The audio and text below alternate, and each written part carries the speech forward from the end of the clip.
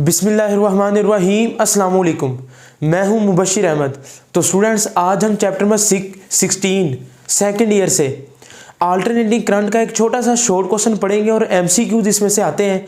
मैं आज आपको बताऊंगा कि रेजिस्टर, कैपेसिटर और इंडक्टर, क्या ये तीनों में से कौन पावर लॉस करता है और कौन नहीं करता, इसका पावर फैक्टर क्या चीज़ होती है। तो इन सारी चीज़ों को आज हम डिस्कस करेंगे। तो आइए फिर स्टार्ट करते हैं आज का लेक्चर। तो जी बेटा, पावर इन एसी सर्किट, मैं आपको बताता चलूं कि पावर के तीन फार्मूले हमने पढ़े हुए हैं, लेकिन पावर का जो जनरल फार्मूला है ना, वो है P is equal to V I, जिसको हम लिखते हैं V R M S into I R M S. तो ये पावर का फार्मूला सिर्फ और सिर्फ उसी वक्त वैलिड होता है, ये बात आपने जहन में रखनी है, जब वोल्टेज और करंट इन फेज हो। यानी कि मैं ये बात मैं लिख देता हूं, this formula is valid only, ये फार्मूला सिर्फ वहां पर अप्लाई होगा when voltage and current in phase, यानी कि उनमें कोई फेज डिफरेंस ना हो। कहता जी ये फार्मूला सिर्फ और सिर्फ वहां पर अप्लाई होगा जहां पर वोल्टेज और करंट क्या हो, इन फेज हो। लेकिन अब मसला पता क्या है बच्चे, रेजिस्टर में तो वोल्टेज और करंट इन फेज होते हैं, तो रेजिस्टर के केस में तो ये फार्मूला लग जाएगा P इजिकल टू वी आई। लेकिन आपको पता है ना कि कैपेसिटर और इंडक्टर में वोल्टेज और करंट इन फेज नहीं है। कैपेसिटर में करंट 90 डिग्री आगे है वोल्टेज से, और इंडक्टर में करंट 90 डिग्री पीछे है। तो रेजिस्टर के केस में तो ये फार्मूला अप्लाई हो जाएगा, लेकिन कैपेसिटर और इंडक्टर के केस में ये फार्मूला अप्लाई ही नहीं होगा, क्योंकि हमने तो सिर्फ वो वाला कंपोनेंट लेना है जो इसके साथ इन फेज हो। तो अब इसकी प्रॉब्लम हल करने के लिए कि कैपेसिटर और इंडक्टर में पावर का ये वाला फार्मूला नहीं लगेगा, तो फिर कौन सा लगेगा, आइए फिर मैं आपको बताता हूं। जरा ये देखिए, मैं छोटी सी एक डायग्राम ड्रॉ कर रहा हूं आपके सामने। ये एक्स एक्सिस और वाई एक्सिस, तो ये मेरे पास दो वेक्टर मैं बना लेता हूं। ये मेरे पास बचे हैं करंट IRMS, और ये मेरे पास वोल्टेज है VRMS, और वोल्टेज और करंट के दरमियान एंगल है थीटा। अब बताना क्या चाह रहा हूं, अब ये दो वेक्टर हैं करंट और वोल्टेज, इनकी टेल से टेल कनेक्ट है। वोल्टेज के हेड से आप परपेंडिकुलर ड्रा करें, ये परपेंडिकुलर ड्रा करें, ऐसे है ना, तो ये ऐसे हेड टू टेल रूल नहीं बन जाएगा। ये वोल्टेज का x component, this is VX and this is VY। अब इसके साथ RMS आना ही आना है, रूट मीन स्क्वायर, ये अंडरस्टूड है। तो आप लोग जरा तवज्जो करेंगे, ये वोल्टेज का एक्स कंपोनेंट है और ये वोल्टेज का वाई। मैंने आपको क्या बताया कि P इजिकल टू वी आई, ये फार्मूला सिर्फ उसी वक्त अप्लाई करेंगे जब वोल्टेज और करंट क्या होंगे, इन फेज। अब करंट की तो ये लाइन है, तो मुझे बताएं कि वोल्टेज का एक्स कंपोनेंट या वाई कंपोनेंट, दोनों में से करंट के साथ इन फेज कौन सा है। तो आप देखेंगे वोल्टेज का एक्स कंपोनेंट करंट के साथ इन फेज है। देखे ना, वाई कंपोनेंट तो परपेंडिकुलर है 90 डिग्री। हमने वोल्टेज का वो वाला कंपोनेंट लेना है जो करंट के साथ इन फेज हो, एक ही डायरेक्शन में हो। तो वो तो पता चला फिर VX है, और VX किसके इक्वल होता है, V cos थीटा के। So we can say P is equal to VX, ये एक्स कंपोनेंट वोल्टेज का, और IRMS। तो VX किसके इक्वल है जी, P is equal to VX equal to, बच्चे VX किसके इक्वल होता है, आपने फर्स्ट ईयर में पढ़ा होगा, AX equal to A cos theta, AY equal to A sin theta. तो ये आप फर्स्ट ईयर चैप्टर नंबर 2 में ये बातें पढ़ के आ चुके हैं ट्राइंगल की, ये हेड टू टेल रूल से मैंने मुकम्मल की है। तो VX equal to V cos theta ये आ गया, इंटू IRMS, ठीक है, और V के साथ भी मैं क्या लिख दूंगा, RMS। तो ये फार्मूला आपके पास बन गया फिर P इजिकल टू VRMS IRMS, मल्टीप्लाई हो रहा है ना, तो इसको मैं तरतीब दे रहा हूँ, P इजिकल टू VI, और साथ में क्या आ जाएगा, cos थीटा। लें जी, तो ये अब आपके पास पावर का फार्मूला बन चुका, P is equal to VI cos theta. बात समझ आई।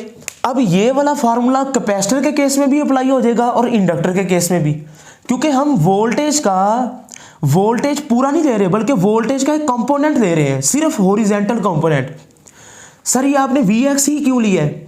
बच्चे मैंने Vx इस वजह से लिया है क्योंकि Vx करंट के साथ इन फेज है।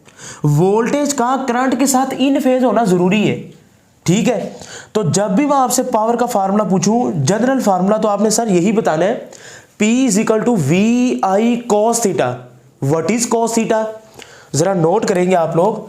This cos theta is called, ये मैं इधर साइड पे लिख देता हूं,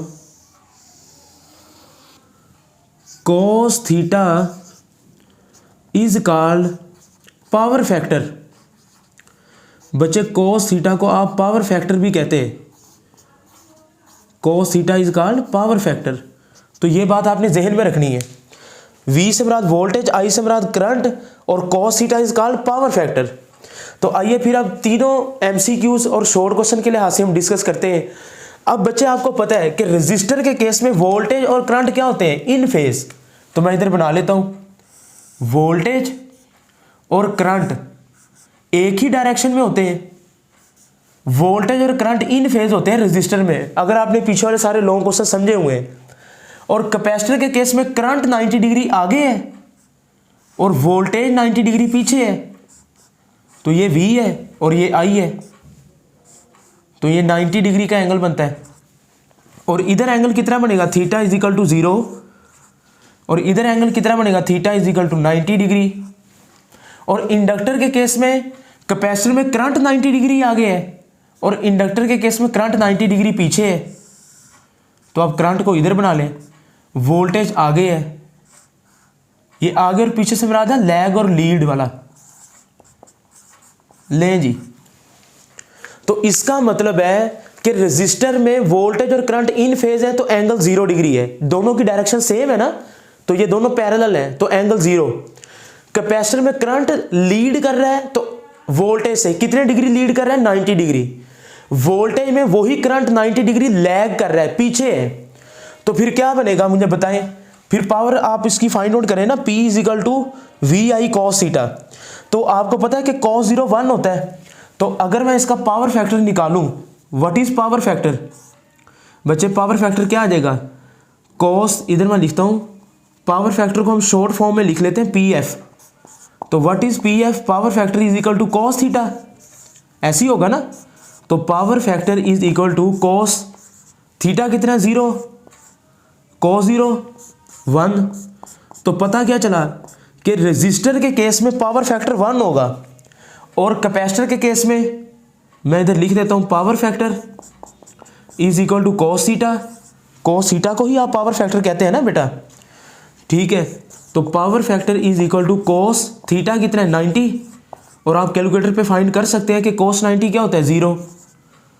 cos 90 0। तो फिर इसका पावर फैक्टर 0 आ जाएगा। और इंडक्टर के केस में भी same as it is, power factor is equal to cos theta, ठीक है। तो power factor is equal to theta कितना है? 90 और cos 90 क्या है? 0। तो इससे हमें क्या सीखने को मिला? ये 3 MCQs हैं बेटा। रेजिस्टर का पावर फैक्टर 1 है, कैपेसिटर और इंडक्टर का पावर फैक्टर 0 है, पावर फैक्टर 0 है। अच्छा, ये पावर फैक्टर 1 और पावर फैक्टर 0 का मतलब क्या है? इसका मतलब भी समझ लें। रेजिस्टर का पावर फैक्टर 1 है ना, तो इसका मतलब है कि रेजिस्टर पावर को लॉस करता है, यानी कि रेजिस्टर हीट डेसिपेटिंग डिवाइस है। कैपेसिटर का पावर फैक्टर 0 है, इसका मतलब यह है कि कैपेसिटर पावर को लॉस नहीं करता। और आपको याद है जब मैंने आपको लॉन्ग क्वेश्चन पढ़ाए थे, ये मैंने सारा प्रूव करके आपको दिखाया। आप वो लेक्चर लाजमी सुने, first quarter, second quarter, third quarter, fourth quarter, कभी पावर पॉजिटिव है, कभी पावर नेगेटिव है। तो कैपेसिटर कभी चार्ज होता है, कभी डिस्चार्ज। इन शॉर्ट के कैपेसिटर एक साइकिल में पावर को लॉस नहीं करता। तो अगर कोई कैपेसिटर या इंडक्टर, अब इंडक्टर की भी यही स्टोरी है, लेकिन कैपेसिटर भी पावर को लॉस नहीं करता और कैपेसिटर चार्ज भी होता है और डिस्चार्ज भी, in the form of electric field. Inductor भी पावर को लॉस नहीं करता, इंडक्टर भी कभी चार्ज होता है, कभी डिस्चार्ज, लेकिन in the form of magnetic field. तो कैपेसिटर और इंडक्टर दोनों का पावर फैक्टर 0 है। इसका मतलब है ये दोनों पावर को लॉस नहीं करते। रजिस्टर का पावर फैक्टर 1 है, इसका मतलब है ये पावर को लॉस करता है। और कैपेसिटर और इंडक्टर के केस में ये दोनों पावर को लॉस नहीं करते।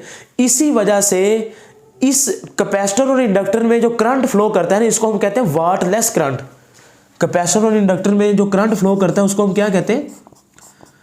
वाटलेस करंट, क्योंकि सिर्फ कैपेसिटर और इंडक्टर में, इसलिए मैंने इन दोनों के नीचे लिखा है। ठीक हो गया जी। तो आई होप कि ये छोटा सा शॉर्ट क्वेश्चन और एमसीक्यू सारे बेटा आपने नोट कर लिए होंगे। इंशाल्लाह फिर next long question series resonance circuit में आपको पढ़ाऊंगा। अपना बहुत सा ख्याल रखें। मुबशर अहमद को दें इजाज़त। अल्लाह हाफिज़।